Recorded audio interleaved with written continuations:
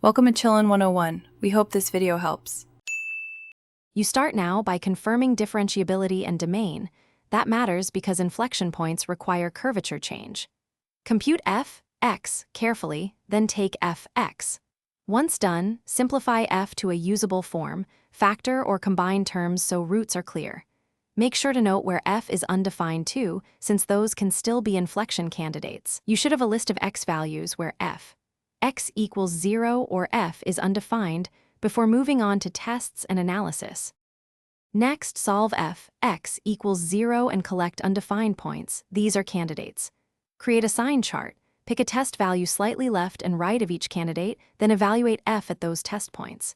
If f changes sign across the candidate, you have an inflection point. If not, discard it. Also check in points or asymptotic behavior when applicable. Once you verify sign changes, record exact x and corresponding f(x) because the coordinates complete the inflection point. Finally, compute y equals f(x) for each confirmed x so you can present inflection coordinates. You must provide exact values when possible. Once recorded, plot the function or inspect curvature numerically to validate your results visually.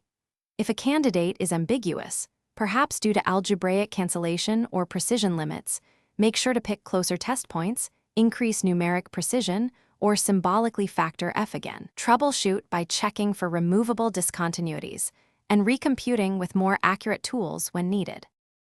Thanks for watching. Consider subscribing if we helped you.